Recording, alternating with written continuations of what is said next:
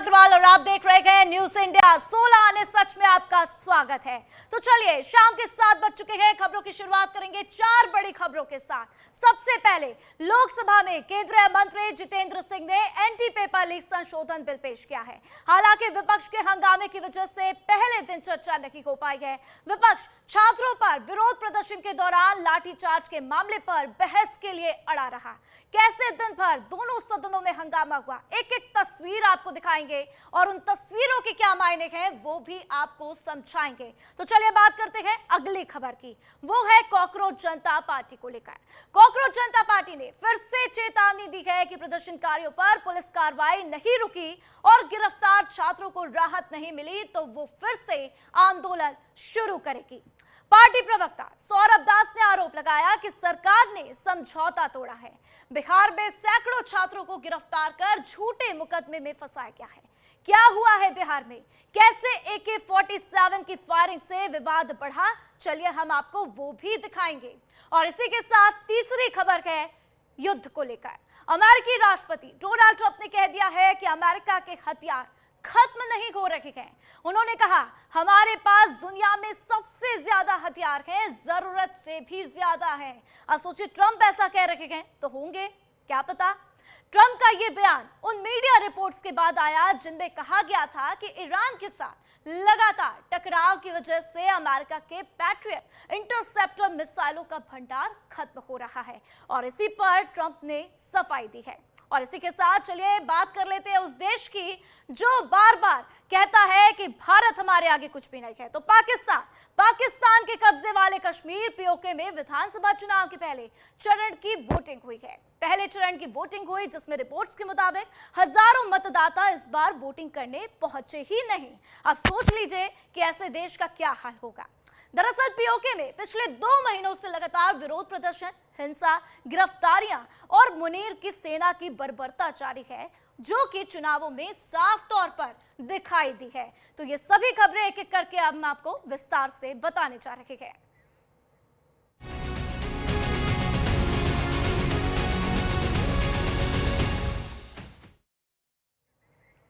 तो चलिए खबरों की शुरुआत करेंगे पहले बड़ी खबर के साथ। आजम खान को बड़ी राहत मिली है। आपको बता दें जौहर यूनिवर्सिटी पर फिलहाल बुलडोजर कार्रवाई नहीं होगी। मुरादाबाद कमिश्नर ने डीएम के आदेश पर रोक लगा दी है। यूनिवर्सिटी के 38 भवनों को गिराने का आदेश दिया गया था। तो देखिए 40 भवन है इस यूनिवर्सिटी में जिसमें बताया गया था कि 2 जो है वैध तरीके से बने थे, 38 ऐसे थे जो अवैध तरीके से बनाए गए थे और इसी को लेकर नोटिस भी दिया गया। 15 दिनों के अंदर जवाब देने के लिए कहा गया था और कहा गया था कि इस पर बुलडोजर कार्रवाई हो सकती है, जिसके विरोध में हमने देखा कि सपा के तमाम विधायक जो है खड़े हो गए, कार्यकर्ता पहुंच गए और उनका साफ कहना था कि ऐसा नहीं होना चाहिए। तो देखिए अब आजम खान को बहुत बड़ी राहत मिलती हुई क्योंकि मुरादाबाद कमिश्नर ने साफ कह दिया है, डीएम का आदेश साफ आता हुआ नजर आया जिसमें साफ कह दिया है कि बुलडोजर एक्शन नहीं लिया जाएगा। तो बहुत बड़ी राहत आजम खान के लिए, उनके समर्थकों के लिए। हमने देखा किस तरीके से वो तस्वीरें भी सामने आई जब सपा के तमाम कार्यकर्ता, नेता पहुंच गए थे और उनकी तरफ से विरोध किया गया कि बुलडोजर कार्रवाई नहीं होनी चाहिए। लेकिन आगे क्या कार्रवाई होगी उस पर सभी की निगाहें टिकी हुई हैं क्योंकि भले ही बुलडोजर कार्रवाई ना हो लेकिन इस यूनिवर्सिटी में अब आगे किस तरीके से पढ़ाई होगी, क्या पढ़ाई को अनुमति मिलेगी भी वो सोचने वाली बात है। क्योंकि जिस तरीके से अवैध तरीके से यूनिवर्सिटी का निर्माण हुआ है और बार बार जिस तरीके से चर्चाओं में यूनिवर्सिटी रखी, उसके बाद से आगे की कार्रवाई किस ओर बढ़ती हुई नजर आएगी, इसी पर सबकी निगाहें टिकी हुई है। और इस खबर पर ज्यादा जानकारी के लिए हरिमेश भाटिया रामपुर से मेरे साथ लाइव जुड़ चुके हैं, सीधा उनका रुख करते हैं। हरिमेश, बहुत बड़ी जानकारी है। देखिए आजम खान के लिए तो राहत है, सपा के वो तमाम कार्यकर्ता, समर्थक, उनके लिए भी राहत है जो पहुंचे थे आजम खान के समर्थन में। आगे किस तरीके से कार्रवाई होगी इसको लेकर क्या जानकारी है?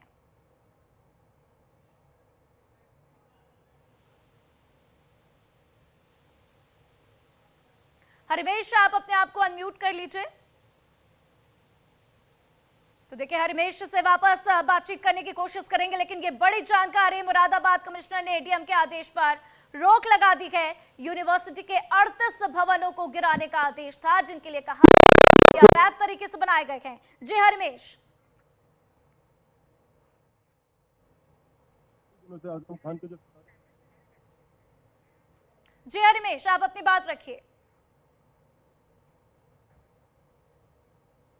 उनकी दिक्कत बढ़ रही है, लेकिन उन्हें कई दिन बाद जो है मुरादाबाद कमिश्नर है, उन्होंने उनको एक बहुत बड़ी राहत दी है। जो उन्होंने फिलहाल जो है यूनिवर्सिटी के जो 38 भवन जो अवैध घोषित किए गए थे रामपुर विकास प्राधिकरण ने, जिस पर रामपुर जिलाधिकारी ने उनको अवैध ध्वस्तीकरण का अवैध जो बने थे बिना मानचित्र के, उसको लेकर जो ध्वस्तीकरण का नोटिस जारी किया था, उस पर आज जो मुरादाबाद कमिश्नर अनंजन कुमार सिंह है, उस पर उन्होंने रोक लगा दी है, जिससे आज उन्हें बड़ी राहत मिलती हुई दिखाई दे रही है आजम खान को। हरिवेश, सवाल तो यही है कि रोक लगा दी गई, लेकिन आगे क्या कार्रवाई होगी? क्योंकि जनता तो यही देखना चाहती है कि कार्रवाई क्या होनी है। पहले था कि बुलडोजर कार्रवाई होगी, तो अलग अलग लोगों की बातें थी, अलग अलग लोगों की तरफ से रिएक्शंस थे, लेकिन अब क्या कार्रवाई होगी वो देखना बेहद महत्वपूर्ण होगा। तमाम जानकारियों के लिए आपका शुक्रिया हरिवेश। तो चलिए खबरों में बात करते हैं नीट पेपर लीक मामले को लेकर। देखिए, शनिवार को बिहार बंद के दौरान उग्र प्रदर्शन के बीच सिवान में AK-47 से हवाई फायरिंग करने के मामले ने तूल पकड़ लिया है। छात्रों पर AK-47 से हवाई फायरिंग करने के मामले को विपक्ष ने मुद्दा बना लिया। ये AK-47 राइफल आप देख रहे हैं, जिसका घेराव बार बार कांग्रेस करती हुई नजर आई है। तेजस्वी यादव जी वो कहते हुए, तेजस्वी यादव इसको बोलते हुए नजर आए, उनकी तरफ से भी बार बार सवाल उठाए गए कि आखिर AK-47 की इजाजत किसने दे दी और इसी को लेकर सरकार का घेराव क्या क्या।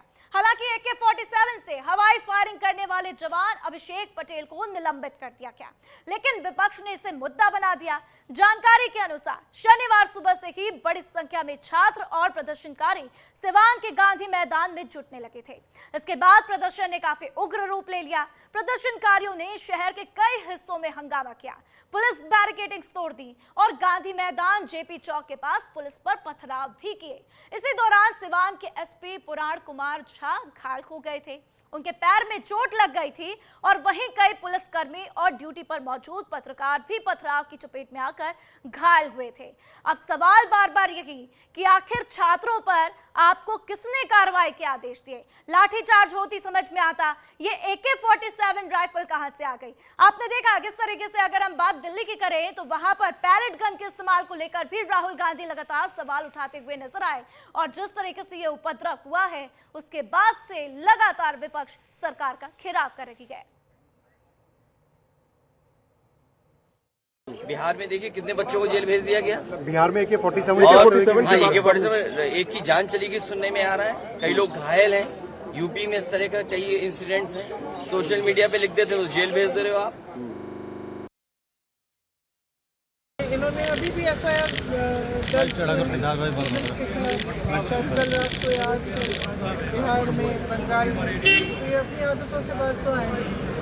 और मैंने सुना है, वेरीफाइड नहीं है, लेकिन मैंने सुना है कि जो लड़कियां गई थी प्रोटेस्ट में, कई लड़कियों के पेरेंट्स को फोन आ रहे हैं, उनको धमकाया जा रहा है कि उन्हें अपनी लड़कियों को भेजा। क्या मतलब है? क्या हमारे देश में लड़की प्रोटेस्ट नहीं कर सकती? क्या मतलब? AK-47 यूज की जा रही है प्रोटेस्टर्स के ऊपर और police have taken action. AK-47 are this terrorist, what is wrong with? जनता न्याय चाहती है और NDA की सरकार ने केवल ठगा है जनता को, चाहे किसान हो, महिला हो और नौजवानों के तो सीने पे AK-47 मारा जा रहा है। हटाओगे सब मिलके? तो देखिए, अब इस पर जवाब मांगा जा रहा है, कार्रवाई भी हो चुकी है, लेकिन आगे क्या कार्रवाई होगी उस पर सभी की निगाहें हैं। बात सासाराम की। सासाराम से कांग्रेस सांसद मनोज कुमार ने न्यूज इंडिया से खास बातचीत में सरकार पर तीखा हमला बोला और दावा किया कि कुछ छात्र अभी भी गंभीर हालत में हैं। उन्होंने सरकार से हिरासत में लिए गए छात्रों को रिहा करने और AK-47 हमले की जांच की बात कही है। सुनिए। हम देख रहे हैं कि आप सभी ने नोटिफिकेशन जारी किया है और आप लोग चाहते हैं कि पहले जो बर्बरता हुई है छात्रों के ऊपर, बच्चियों के ऊपर, उस पर चर्चा हो, लेकिन सरकार के लोग ये कह रहे हैं कि अगर बर्बरता होती तो 100 से ज़्यादा पुलिसकर्मी घायल नहीं होते। देखिए, एक चीज़ सबको मालूम है, आपके पास में CCTV कैमरा है, आपके पास में दिल्ली में सारा सुविधा है जिसके माध्यम से आप सभी चीज़ों को देख सकते हैं। आप पहला आपका सवाल ये रहा कि हम लोगों ने चर्चा पर, मतलब इसके ऊपर में चर्चा सदन में कराने का मांग किया है। जी हाँ, देश के वो सभी मुद्दे जो ज्वलंत मुद्दा है, जो जनता से जुड़ा हुआ मुद्दा है, उन सभी मुद्दों को हम चाहते हैं, हम लोग चाहते हैं कि सदन में चर्चा हो। ये जो मुद्दा है, ये हमारे बच्चे हैं, हमारे फ्यूचर हैं। आप कैसे इनके ऊपर में लाठी बरसा सकते हैं? कैसे आप पैलेट गन चला सकते हैं? बिहार में तो AK-47 चला है, हद हो गया। सिवान में अभी भी 3 बच्चे अभी भी ज़िंदगी और मौत से जूझ रहे हैं हॉस्पिटल में। कौन आपको अधिकार दिया? हम लोग जानना चाहते हैं कि ये पैलेट गन AK-47 बच्चों पर, हमारे बच्चों पर चलाने का अधिकार कहाँ से आया, किसने दिया? ये देश को भी जानने का हक है। एक सांसद होने के नाते मुझे भी हक है, अधिकार है कि कौन अधिकार दिया पुलिस को AK-47 चलाने का, पैलेट गन चलाने का, इतना बर्बरता से बच्चों को मारने का कौन अधिकार दिया? अच्छा, आप मुझे मारिएगा तो हम आपके हाथ को रोकेंगे भी नहीं, इतना भी हमें अधिकार नहीं है। तो देखिए, ये जो तानाशाह लोगों ने हमारे बच्चों के ऊपर में जो इन लोगों ने किया है, ये दुर्भाग्यपूर्ण है। और एक चीज़ और मैं बताना चाहता हूं कि अभी भी सैकड़ों बच्चों को पकड़ करके बिहार में जेल में लोग रखा है, अभी भी रखा है। हम ये कह रहे हैं कि आपके कैबिनेट मिनिस्टर देश लेवल में यहाँ घोषणा कर रहे हैं कि सभी बच्चों का जो केस है क्लोज किया जाएगा, वापस लिया जाएगा, किसी के ऊपर में FIR नहीं होगा। फिर आप कैसे पलटे? उधर आपके देखिए, केंद्र सरकार को CJP का अल्टीमेटम मिल गया है। देखिए, गारंटी पर अमल नहीं हुआ तो सड़क पर उतर जाएंगे, ये बातें कही गई हैं।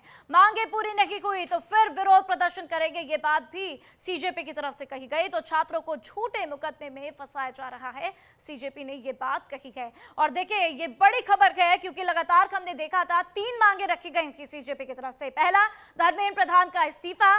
दूसरा, छात्रों पर मुकदमा ना हो, जितने भी FIRs हो सबको वापस ले लिया जाए। और तीसरा था मुआवजा, 1 करोड़ रुपए की मांग की गई। लेकिन अब देखिए, ये जानकारी आते हुए, क्योंकि जिस तरीके से लगातार मुकदमे दर्ज किए जा रहे हैं, उसके बाद से CJP का गुस्सा फूटता हुआ सौरभ दास जो है बयान देते हुए नजर आए। उनके साथ हमने देखा कपिल सिब्बल भी बैठे हुए थे, जो कि अब उनके तरफ से तमाम केसेस लड़ते हुए नजर आएंगे। तो देखिए, ये बड़ी खबर है, केंद्र सरकार को CJP का अल्टीमेटम, जिसमें साफ कह दिया गया है गारंटी पर अमल नहीं हुआ तो सड़क पर उतरते हुए नजर आएंगे। और इसके बाद क्या कुछ जवाब देगी सरकार, ये देखना महत्वपूर्ण होगा।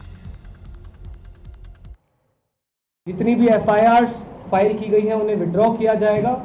किसी भी प्रोटेस्टर या ऑर्गेनाइजर को परेशान नहीं किया जाएगा, डिटेन नहीं किया जाएगा, अरेस्ट नहीं किया जाएगा। और फ्यूचर में किसी भी प्रोटेस्टर या ऑर्गेनाइजर पर कोई केस नहीं होगा।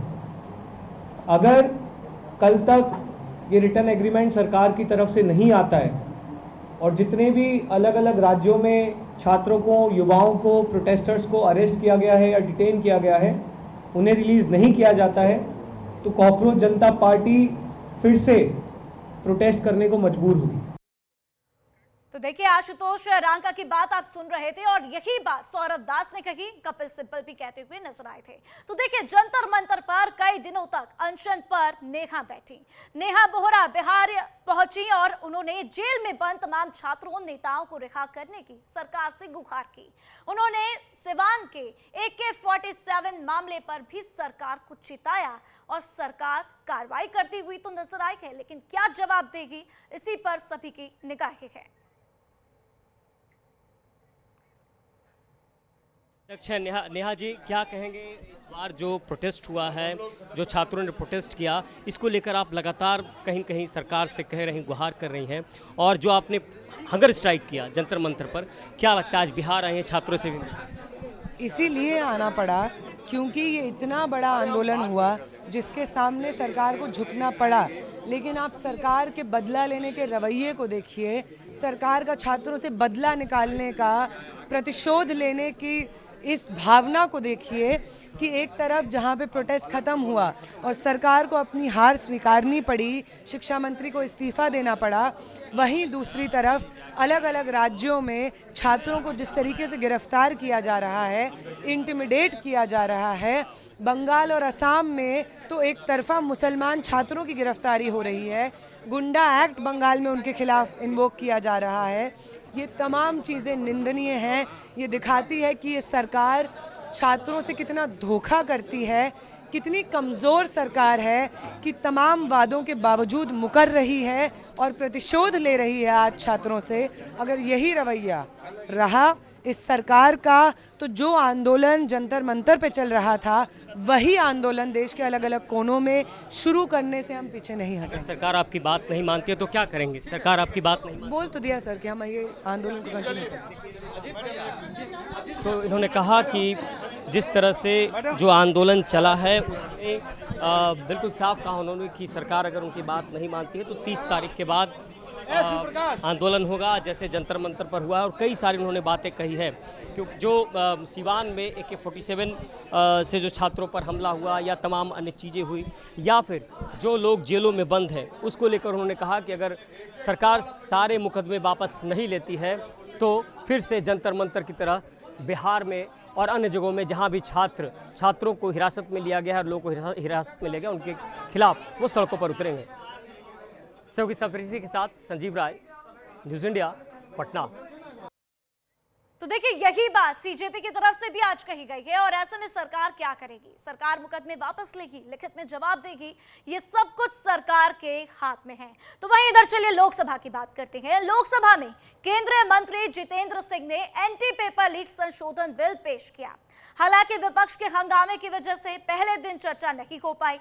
विपक्ष छात्रों पर विरोध प्रदर्शन के दौरान लाठीचार्ज के मामले पर बहस के लिए अड़ा रहा और इसी के साथ कांग्रेस, समाजवादी पार्टी समेत सभी विपक्षी दलों ने दो टूक कहा कि जब तक छात्रों पर पुलिस एक्शन के मुद्दों पर चर्चा नहीं होगी, गृह मंत्री जवाब नहीं देंगे, तब तक हम विरोध करते रहेंगे। तस्वीरें भी हैं, आप देख रहे हैं, पहले विरोध प्रदर्शन की तस्वीरें, उसके बाद संसद के बाहर कैसे प्रोटेस्ट हुआ वो भी तस्वीरें आप देख रहे हैं।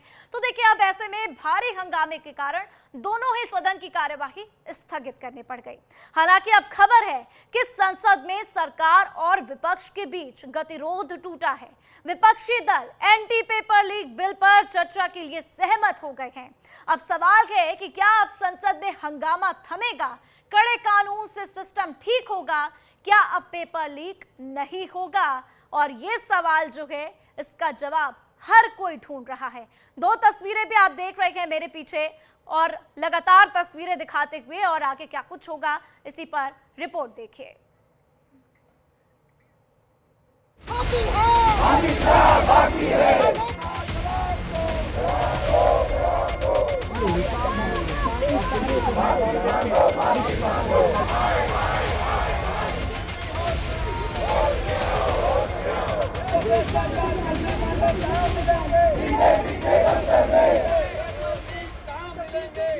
सरकार के खिलाफ जबरदस्त नारेबाजी।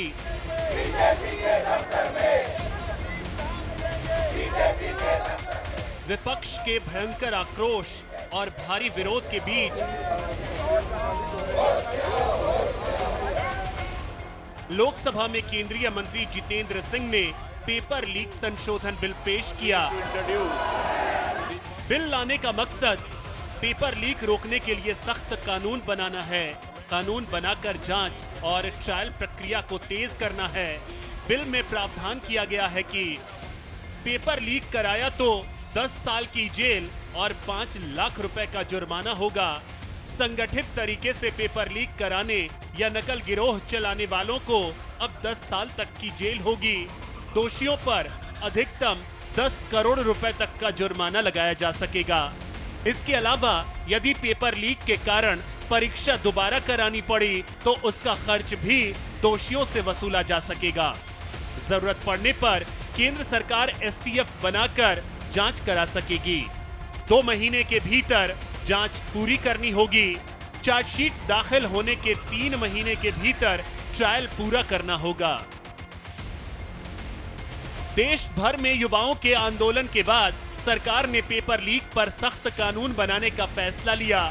शिक्षा मंत्री धर्मेंद्र प्रधान के इस्तीफे के बाद छात्रों का आंदोलन खत्म हुआ, लेकिन प्रदर्शन के दौरान पुलिस एक्शन की 2 तस्वीरों पर सियासी बवंडर उठ गया।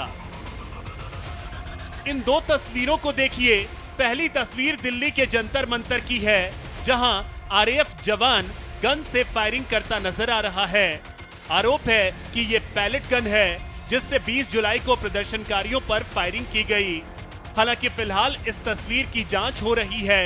वहीं दूसरी तस्वीर बिहार के सीवान की है, जहां 25 जुलाई को प्रदर्शन के दौरान बिहार पुलिस का एक जवान AK-47 से प्रदर्शनकारियों पर फायरिंग करता नजर आया। तस्वीर सामने आई तो आरोपी जवान को सस्पेंड कर दिया गया। लेकिन इन दोनों तस्वीरों को लेकर विपक्ष ने संसद में सरकार के खिलाफ मोर्चा खोल दिया। संसद के दोनों सदनों में पुलिस के एक्शन पर भारी हंगामा हुआ। हंगामे की वजह से सदन की कार्यवाही स्थगित करनी पड़ी। सदन की मर्यादाओं, परंपराओं को समाप्त करने का प्रयास कर रहे हैं। और इसी बीच लोकसभा में नेता प्रतिपक्ष राहुल गांधी ने सोशल मीडिया पोस्ट कर लिखा, छात्रों के खिलाफ पूरा का पूरा सिस्टम ही जानलेवा है। खबर आ रही है कि बिहार में प्रदर्शन कर रहे छात्रों पर AK-47 से गोलियां चलाई गई हैं और सैकड़ों छात्रों को गिरफ्तार करके उन पर FIR की जा रही है। मोदी जी कहां गया आपका वादा कि छात्रों पर कोई FIR नहीं की जाएगी और उन्हें रिहा कर दिया जाएगा।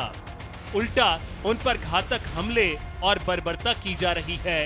दिल्ली में छात्रों पर पैलेट गन चली और बिहार में AK-47, उत्तर प्रदेश, पश्चिम बंगाल, बिहार हो या दिल्ली, हर जगह पैटर्न एक ही है।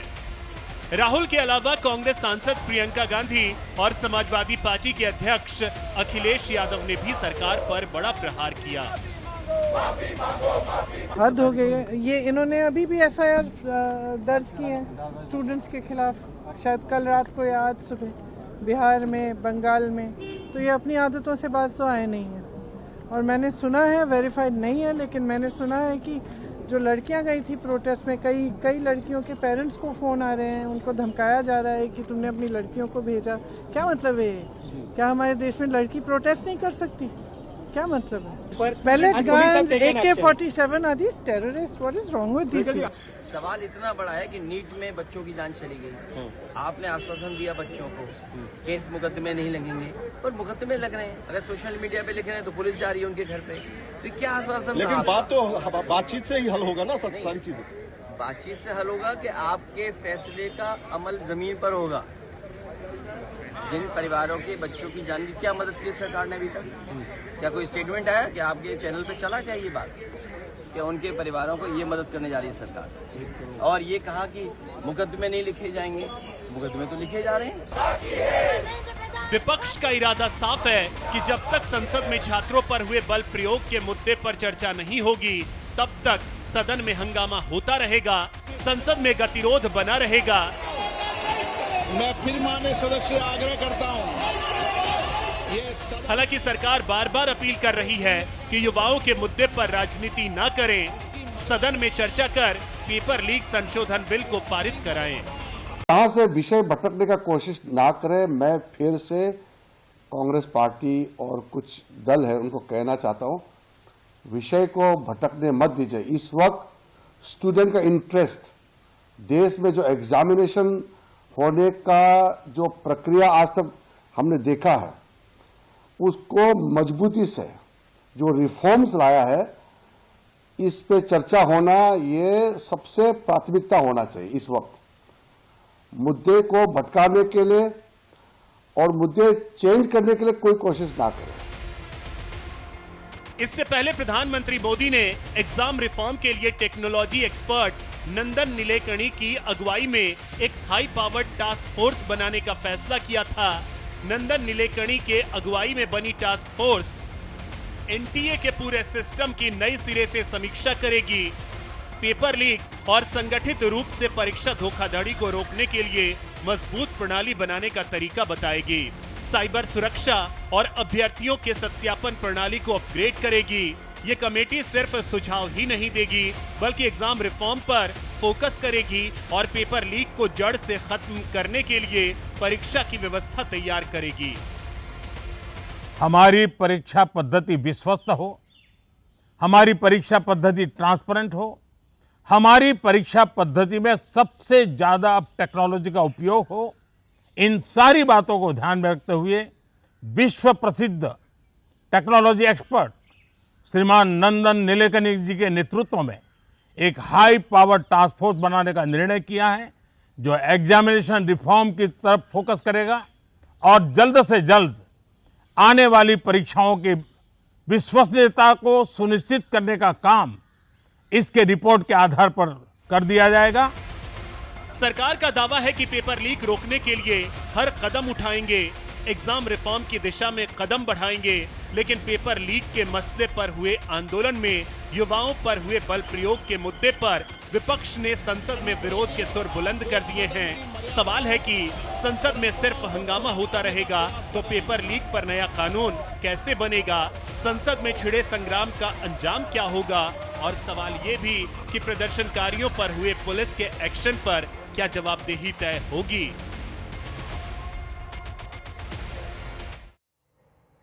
ब्रेक के बाद 16 आने सच में आपका एक बार फिर स्वागत है। बात करेंगे यूपी की। यूपी से बड़ी खबर, जहां पर यूपी में 69,000 शिक्षक भर्ती का मामला सामने आता हुआ। योगी सरकार का सुप्रीम कोर्ट में हलफनामा कि सभी की नौकरी सुरक्षित है, ये बात यूपी सरकार ने कही है।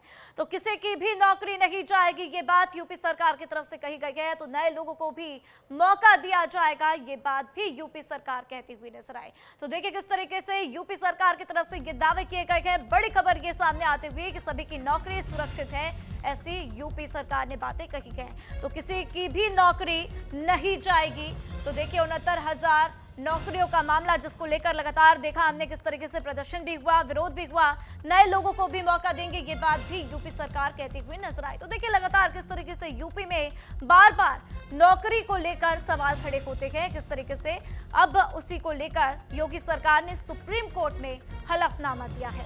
तो देखिए किस तरीके से ये हलफनामा सुप्रीम कोर्ट में योगी सरकार की तरफ से। तो यूपी में 69,000 शिक्षक भर्ती का मामला, क्योंकि इसको लेकर कई बार सवाल खड़े हो चुके हैं, कई बार परीक्षाएं रद्द हुई हैं, कई बार शिक्षक जो हैं आक्रोश दिखाते हुए नजर आए, कई बार उनकी तरफ से इसको लेकर सवाल भी खड़े किए गए।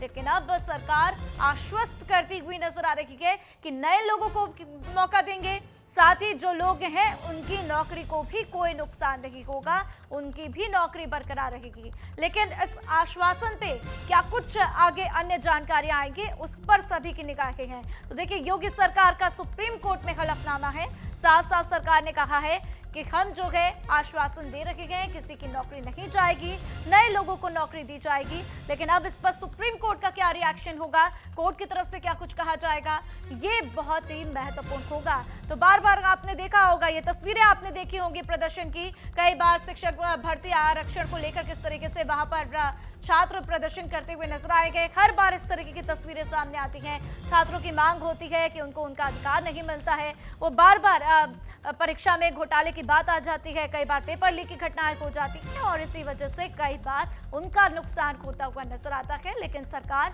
साफ कह रही है कि हम जो है अब लोगों को आश्वासन देते हैं कि ऐसा नहीं होगा, उनकी नौकरियां नहीं जाएंगी।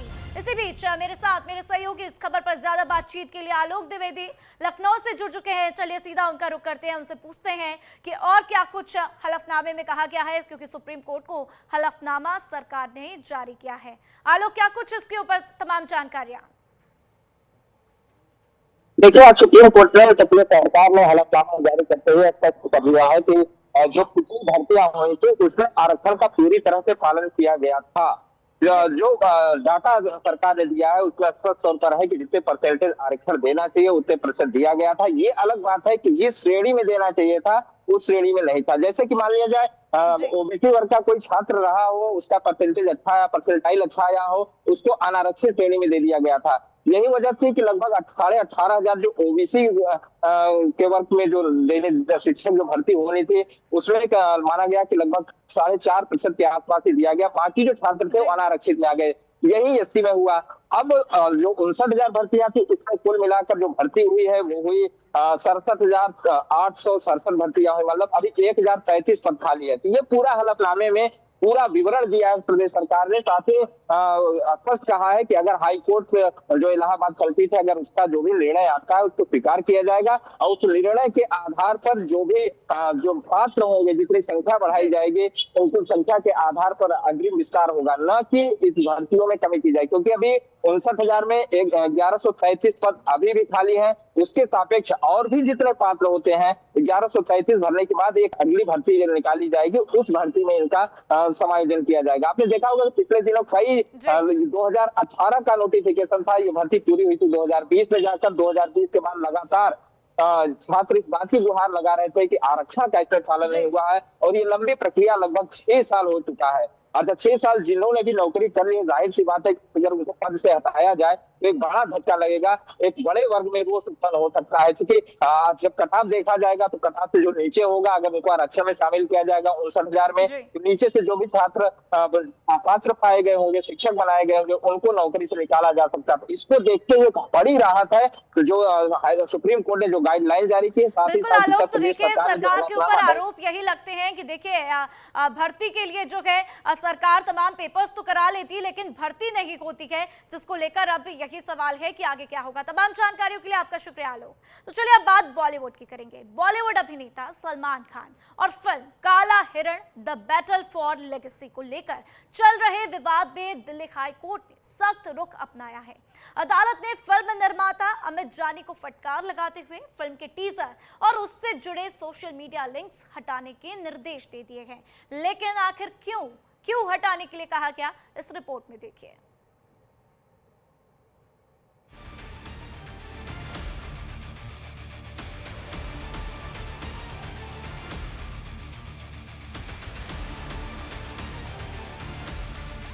फिल्म काला हिरण द बैटल फॉर लेगेसी पर विवाद अब अदालत तक पहुंच चुका है। दिल्ली हाईकोर्ट में सुनवाई के दौरान सलमान खान की ओर से दायर पर्सनैलिटी राइट से जुड़ी याचिका पर सुनवाई हुई। मामले की गंभीरता को देखते हुए कोर्ट ने एक्स और यूट्यूब पर मौजूद फिल्म के टीजर और उससे जुड़े सोशल मीडिया लिंक्स हटाने का निर्देश दिया है। दरअसल विवाद की शुरुआत फिल्म के फर्स्ट लुक पोस्टर से हुई थी। पोस्टर में अभिनेता काशिफ इकबाल खान का लुक सलमान खान से काफी मिलता जुलता नजर आ रहा है। इतना ही नहीं, उन्हें सलमान खान के जैसे नीले रंग के ब्रेसलेट पहने भी दिखाया गया है। बाद में रिलीज हुई टीजर में अयान खान नाम का किरदार दिखा, जिसे सलमान खान से प्रेरित बताया जा रहा है। हालांकि फिल्म निर्माता लगातार ये कहते रहे हैं कि फिल्म किसी व्यक्ति विशेष पर आधारित नहीं है। इस मामले की सुनवाई में फिल्म निर्माता अमित जानी के वकील ने दलील देते हुए कहा कि ये फिल्म एक टीजर है, इसमें कहीं भी सलमान खान का नाम नहीं लिया गया है। इसमें कोई डीप फेक या आर्टिफिशियल इंटेलिजेंस से तैयार किया गया वीडियो भी नहीं है। सार्वजनिक घटनाओं पर आधारित कहानी दिखाने पर किसी का विशेष अधिकार नहीं हो सकता।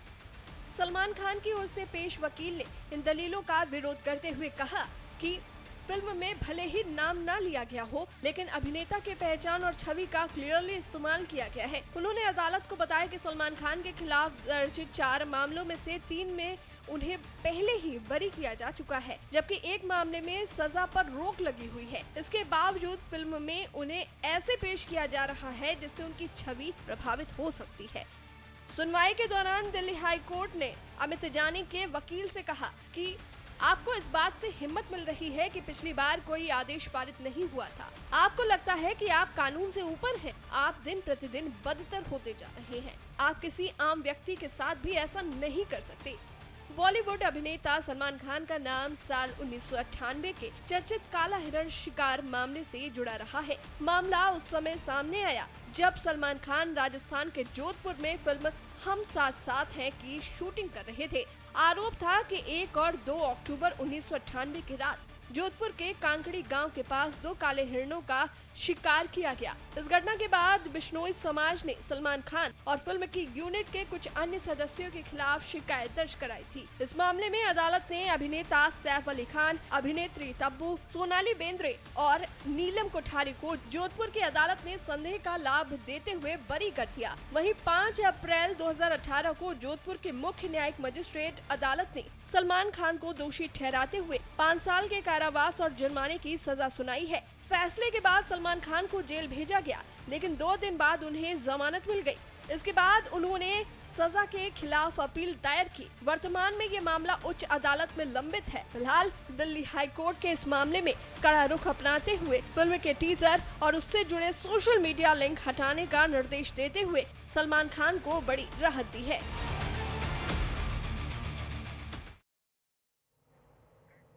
और चलिए बात करते हैं बिहार की। बिहार के बांकीपुर उपचुनाव पर संग्राम तेज हो गया है। भारतीय जनता पार्टी ने भव्य रोड शो किया।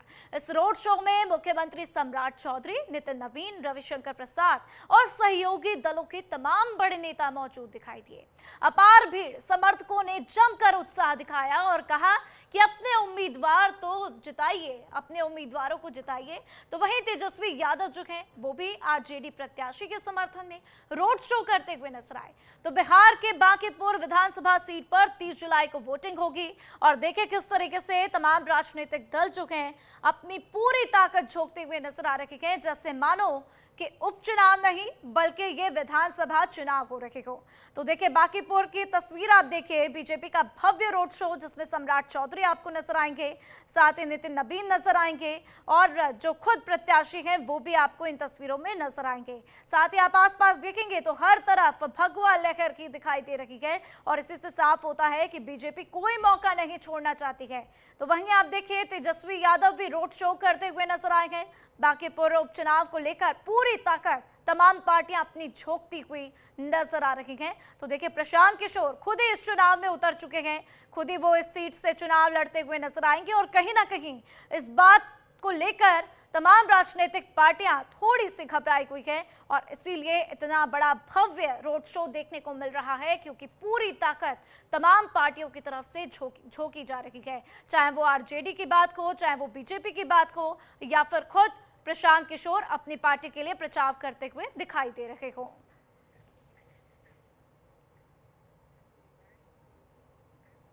तो देखिए बांकीपुर विधानसभा उपचुनाव को लेकर आरजेडी ने भी अपनी पूरी ताकत झोंकी है। तस्वीरें आपने देखी, तेजस्वी यादव ने अपने प्रत्याशी के लिए भव्य रोड शो किया और समर्थन भी मांग लिया। बांकीपुर उपचुनाव को लेकर देखिए किस तरह से जो है अब कह सकते हैं रोड शो किया जा रहा है और ये रोड शो है और रोड शो के जरिए कहीं ना कहीं वोट मांगने की कोशिश की जा रही है। तेजस्वी यादव है, आज रोड शो नितिन नवीन भी कर रहे हैं और बीजेपी वाले कह रहे हैं कि तेजस्वी तो अभी बाहर थे, यही इनको रोड शो करना हुआ तो पहुंच गए, वहाँ मानसून सत्र में भी नहीं दिखे। अब देखिए बोलने वाला लोग बोलता है, उससे क्या लेना देना है, इनके पास कुछ कहने को तो है नहीं। जो 6 महीना से भी ज़्यादा सरकार बने हुए हुआ एक उपलब्धि तो है नहीं कहने के लिए, तो क्या कहेंगे। किशोर भी मैदान में है, प्रशांत किशोर अपनी बाजी कह रहे हैं कि वो अपनी बात कह रहे हैं कि इस बार प्रशांत किशोर को जनता जो है चाह रही। सब लोग अपने दावे करते हैं, सबको दावा अपना करने दीजिए। पिछले चुनाव में भी लोगों ने दावा किया था, सब लोग चुनाव छोड़ करके भागे थे पिछले बार। तो जनता के लिए क्या कहेंगे, बांकीपुर की जनता को क्या कहेंगे तेजस्वी जी। बांकीपुर की जनता इस बार बीजेपी को सबक सिखाना चाहती है। इतने सालों से भाजपा का प्रत्याशी जीतता रहा है, 22 साल से भी ज़्यादा बिहार में सरकार है, केंद्र में लगभग जो है वहाँ इनकी सरकार है, एमपी उनका है। हालात देख लीजिए, भीड़ के साथ किस तरह से जो लोग वो सड़कों पर और ऐसे दिखा रहे हैं तस्वीरें, किस तरह से जो लोग हैं वो तेजस्वी यादव जिंदाबाद के नारे लगा रहे हैं। रोड शो के जरिए तेजस्वी यादव तमाम इलाकों में आए हुए हैं और लोगों से वोट की अपील कर रहे हैं। सहयोगी सप्तऋषि के साथ संजीव राय, न्यूज़ इंडिया, पटना। और चलिए जीत किसकी होगी ये तो उपचुनाव के बाद ही पता चलेगा, लेकिन बात भारतीय रेलवे के करेंगे। भारतीय रेलवे से जुड़े वीडियो अक्सर सोशल मीडिया पर वायरल होते रहते हैं। इस बार एक ऐसा वीडियो वायरल हो रहा है जिसमें 3 AC कोच में सफर कर रहा यात्री बर्थ में ही अगरबत्ती और दिया जलाकर पूजा करता हुआ नजर आया। वीडियो देख लीजिए, आपने भी देखा होगा सोशल मीडिया पर यह वीडियो जो है लगातार वायरल हो रहा है। आप देख सकते हैं कैसे वो पूजा पाठ करता हुआ नजर आया और अपनी ही सीट पर दिया अगरबत्ती लगाकर बैठा हुआ है। तो देखिए सोशल मीडिया में अब इस वीडियो के वायरल होने के बाद से लगातार अलग-अलग रिएक्शंस आ रहे हैं। ट्रेन में सुरक्षा और सिविक सेंस को लेकर नई बहस छिड़ गई है, तो कई ये भी कह रहे हैं कि भाई उसकी मर्जी, पूजा करना था तो कर लिया। ये रिपोर्ट देखिए। वो जो हरकत कर रहा है ना वो सारी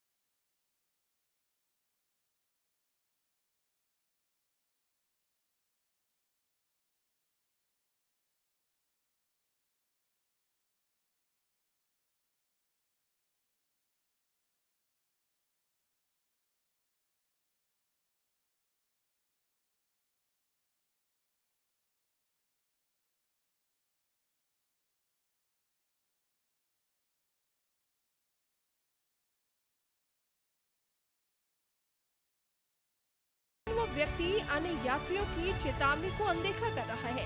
वायरल वीडियो होने के बाद सोशल मीडिया पर लोगों की अलग अलग प्रतिक्रियाएं सामने आई। कई यूजर्स ने कहा कि धार्मिक भावनाओं का सम्मान होना चाहिए, लेकिन यात्रियों की सुरक्षा का भी ध्यान रखा।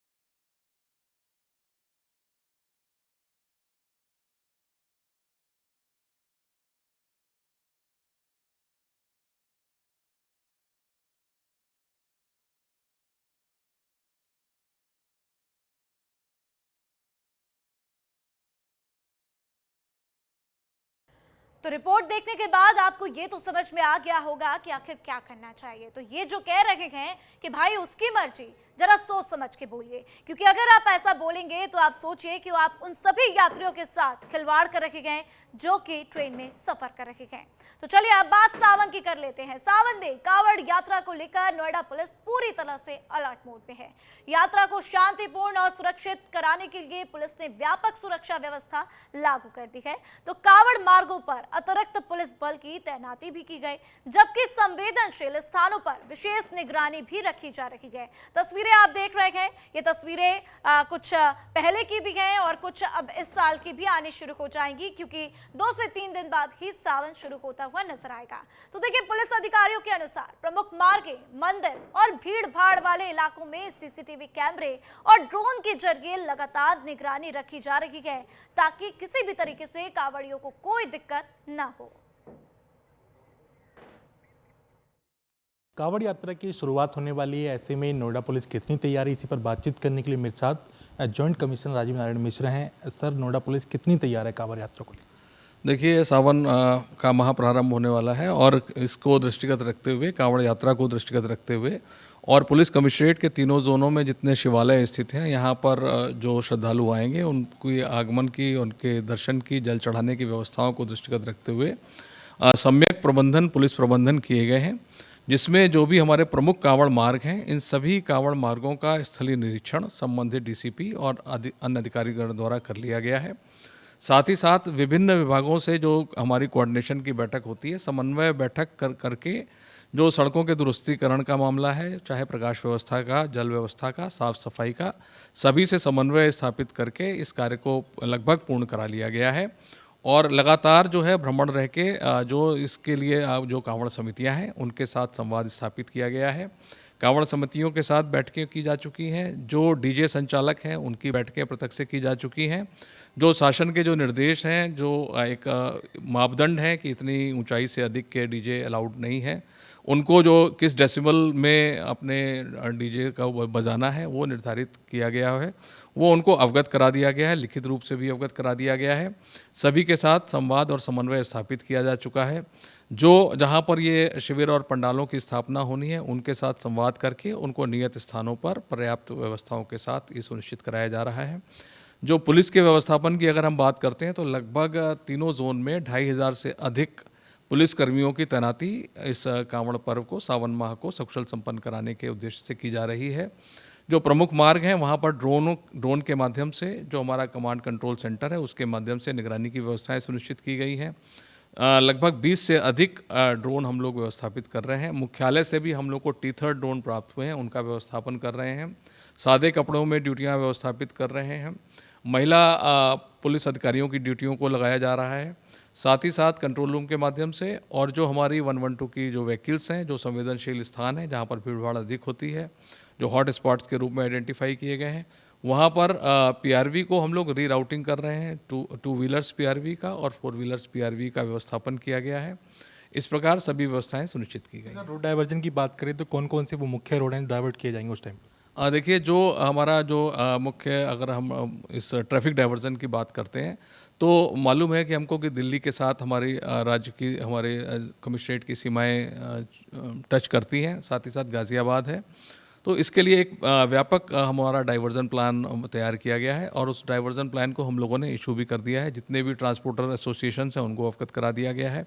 जो सारा ट्रैफिक है वो हमारा जो पेरिफेरल वे है, पेरिफेरल के माध्यम से उसका आवागमन प्रस्तावित किया गया है और पेरिफेरल एक्सप्रेस वे पे कांवड़िए ना जाएं, इसके लिए हम लोगों ने गाज़ियाबाद के साथ समन्वय बैठकें की है। दिल्ली पुलिस के साथ और गाज़ियाबाद पुलिस के साथ, अन्य जनपदों के साथ हमारी समन्वय बैठक हो गई है और इसका एक फाइनल हम लोग लगातार इसको एक राउंड हम लोगों ने ट्रैफिक एडवाइजरी जारी कर चुके हैं। अन्य ट्रैफिक एडवाइजरी भी हमारे सोशल मीडिया के प्लेटफॉर्म के माध्यम से, साथ ही साथ प्रिंट मीडिया के माध्यम से हम आम जन को बता रहे हैं कि किस प्रकार से उनको आवागमन सुनिश्चित करना है। सर, जो बिजली के पोल होते हैं ज़्यादातर उसमें घटनाएं होती हैं, तो उसको लेकर कुछ आपकी तरफ से कुछ कदम उठाया जा रहा है? देखिए, जो कांवड़ मार्ग में जो बिजली के पोल हैं या ट्रांसफार्मर हैं, बिजली विभाग के साथ समन्वय स्थापित किया गया है और उनको इंसुलेशन का कार्य प्रेरित हम लोग कर रहे हैं। जहां पर तार कहीं लटकते नज़र आ रहे हैं उसके बारे में अवगत करा रहे हैं कि उसमें इंसुलेशन कार्य करें, जिससे कि कहीं किसी प्रकार की भी कोई दुर्घटना की स्थिति उत्पन्न न हो। कुछ श्रद्धालु और आम नागरिकों को मैसेज अपनी तरफ से? जी, ये हमें सभी आपके माध्यम से, सभी श्रद्धालुओं से, सभी कांवड़ियों से अनुरोध करता हूं कि जो मापदंड डीजे के संबंध में बताए गए हैं, जो साउंड के संबंध में बताए गए हैं, जिस प्रकार जो मार्ग डाइवर्जन के मार्ग निर्धारित किए गए हैं, उन्हीं का अनुसरण करते हुए अपना जो भक्ति के साथ जो जल चढ़ाने का कार्य है उसको संपादित करें और पुण्य के भागी बने, पुलिस का सहयोग करें। हम लोग पब्लिक एड्रेस सिस्टम के माध्यम से भी जगह जगह पर उसका अनाउंसमेंट कर रहे हैं। स्वास्थ्य संबंधी व्यवस्थाओं को सुनिश्चित करने के लिए स्वास्थ्य विभाग से भी समन्वय स्थापित किया गया है। तो सभी प्रकार से सारी व्यवस्थाएं शासन और प्रशासन मिलकर आपके व्यवस्थाओं को सुनिश्चित करने के लिए कर रहा है। आपका सहयोग भी अपेक्षित है। जो हमारे मापदंड हैं उनके अनुरूप आप करें, आपकी यात्रा सुखद हो। तो ये थे मेरे साथ जॉइंट कमिश्नर राजीव नारायण मिश्र साहब। साफ तौर पर कहना है कि जो भी मापदंड है हमारे साथी उनका पालन करें, साथ ही अगर कोई ऐसी घटना होती है तो तुरंत ही उसका जो जानकारी है स्थानीय पुलिस को दें। कैमरा पर्सन गौरव के साथ कंचन भारद्वाज, न्यूज़ इंडिया, नोएडा। और बात करेंगे नोएडा की। नोएडा के सबसे व्यस्त इलाके सेक्टर 27 अट्टा मार्केट, सेक्टर 18 और निठारे में फुटपाथों पर लगातार बढ़ते हुए अतिक्रमण ने पैदल चलने वालों की मुश्किलें काफी बढ़ाती हैं। जिन फुटपाथों का निर्माण लोगों की सुरक्षित आवाजाही के लिए किया गया था, वहां अब दुकानें, ठेले और रेहड़ियां लग रही हैं। नतीजतन लोगों को मजबूर होकर सड़क पर चलना पड़ रहा है, जिससे दुर्घटनाओं का खतरा काफी बढ़ गया है। संवाददाता कंचन भारद्वाज ने एक रिपोर्ट तैयार की है, ये रिपोर्ट देखिए। नोएडा में फुटपाथों पर बढ़ते अतिक्रमण को देखते हुए पैदल चलना जो है मुश्किल हो गया है। मैं नोएडा के सेक्टर 27 के अट्टा मार्केट पर मौजूद हूं और आप देख सकते हैं यहाँ पर किस तरीके से जो है पूरी सड़क पर जो है दुकानें लगाई जा रही हैं। बड़ा सवाल ये है कि जो पैदल चलने वाले लोग हैं वो सड़क पर चल रहे हैं और बड़ा सवाल ये है कि यहाँ पर तमाम जो वाहन निकलते हैं, कभी भी जो घटना हो सकती है और कई बार घटना यहाँ हुई भी है। आप देख सकते हैं किस तरीके से जो बाजार हैं, जो सेक्टर कह सकते हैं 27 की जो है ये अट्टा मार्केट है, यहाँ पर जो है पूरी तरीके से जो बाजार हैं वो सड़कों पर लगे हुए हैं। जो नोएडा प्राधिकरण है, साथ ही जो यहाँ की स्थानीय पुलिस है वो इस पर बिल्कुल ध्यान नहीं दे रही है, क्योंकि जिस तरीके से पैदल चलने वाले लोग हैं, ये जो फुटपाथ है पैदल चलने वाले लोगों के लिए बनाई जाती है, लेकिन यहाँ पर जो है दुकानें सजाई जा रही हैं। बताया ये भी जा रहा है कि यहाँ से जो है जो स्थानीय प्रशासन है, चाहे जो नोएडा प्राधिकरण की बात करें, उनका जो संरक्षण है इनको मिला हुआ है, क्योंकि जिस तरीके से आप देख सकते हैं ये पीली पट्टी है और इसके अंदर जो है पैदल चलने के लिए लोगों के लिए बनाया गया था, लेकिन यहाँ पर जो है दुकानें सजाई गई हैं। जो पैदल चलने वाले लोग हैं वो कहीं ना कहीं अपनी जान जोखिम में डालकर जो सड़क पर चल रहे हैं। और अगर यहाँ पे कुछ देर बाद की बात करें, अगर यहाँ पे हम 6 से 7 बजे की बात करें तो पूरा जो रास्ता ये ब्लॉक हो जाता है। उसका कारण केवल यही है कि जो दुकानें जो है सड़क पर लग रही हैं और आखिर जो इन दुकानों के मालिक हैं वो उनके बाहर दुकान लगाते हैं, उनसे मोटा पैसा कमाते हैं। आखिर इनको जो है लोगों की जान के साथ खिलवाड़ कर रहे हैं। इनको बिल्कुल भी इस चीज़ का फर्क नहीं पड़ता कि जो लोग रोड पर चल रहे हैं उनके साथ कोई घटना हो जाए तो आखिर इसकी जिम्मेदारी कौन लेगा। कैमरा पर आप देख सकते हैं ये सेक्टर 27 की अट्टा मार्केट है, दुकान जो है फुटपाथ पर लगाई जा रही है। ये तो लीगल के जो दुकानें ये लगाई जा रही हैं, देखा जाए तो जो आवन गाँव में दिक्कत होती है अच्छी चीज़ है। जो लोग सड़क पर चलते हैं उनके लिए हाँ बिल्कुल, रोड सेफ्टी के लिए और जान के लिए खतरा ही है। जो हमारे फुटपाथ बनाए गए थे उसमें खतरा है, पब्लिक वहाँ चल नहीं पा रही है और रोड पे चल रही है इस चक्कर में। सर ये जो इस तरीके से फुटपाथ पर दुकान लगाई जा रही है, लोग पैदल चलने के लिए बनाए जाते हैं। नोएडा प्राधिकरण की ये लापरवाही है, लोगों को परेशानी होती है। 2-2 घंटे यहाँ जाम में लगे रहते हैं लोग। किसी को कोई इमरजेंसी है, मेडिकल परेशानी है, लेकिन इनको कोई समझ में नहीं आती। अपना कुछ ना कुछ ये इनसे गोटी बैठाए रखते हैं ये पटरी वालों से, और फिर हम छोटी मोटी कार्रवाई करके फिर ये लगा लेते हैं, फिर शुरू कर देते हैं। तो इनसे यही निवेदन है, पब्लिक परेशान ना, पब्लिक सेक्टर का काम इन पर ध्यान रखना चाहिए इनको।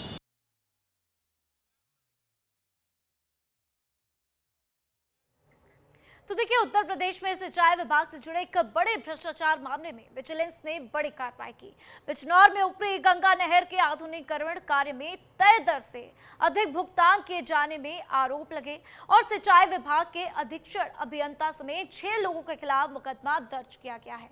आरोप है कि इस अनियमितता भुगतान से विभाग को 16 करोड़ 68 लाख रुपए से ज्यादा का नुकसान हुआ। विजिलेंस इंस्पेक्टर की शिकायत पर अधीक्षण अभियंता कौशल कुमार, अन्य अधिकारियों और एक ठेकेदार के खिलाफ कई धाराओं में एफआईआर दर्ज की गई। फिलहाल मामले की जांच शुरू हो चुकी है। जांच एजेंसियां ये पता लगाने में जुटी हुई हैं कि इस कथित घोटाले में और कौन-कौन लोग शामिल थे और सरकारी धन के दुरुपयोग की पूरी जिम्मेदारी किस पर बनती है। वर्षों पहले जनपद बिजनौर में सिंचाई विभाग में एक बड़े घोटाले की शिकायत हुई। उस शिकायत पर जांच शुरू हुई, अधिकारी बदलते गए और वो जांच की फाइल धूल फांकती रह गई। लेकिन एक दिन ऐसा आया जब उस फाइल से धूल छटी और शिकायत के आधार पर जांच आगे बढ़ी। जांच में जो तथ्य सामने आए उसके आधार पर विजिलेंस विभाग के एक अधिकारी ने अधीक्षण अभियंता समेत 6 लोगों पर एफआईआर दर्ज करवाई है। एफआईआर दर्ज होने के बाद अब आरोपियों के गिरफ्तारी का भी सिलसिला जारी हो चुका है। फिलहाल आगे की कार्रवाई क्या होगी ये देखने वाली बात है। लखनऊ से वीडियो जर्नलिस्ट विवेक के साथ मैं आलोक द्विवेदी, न्यूज़ इंडिया के लिए। और फिलहाल के लिए 16 आने सच में इतना ही। खबरों के लिए बने रहिए न्यूज़ इंडिया पर।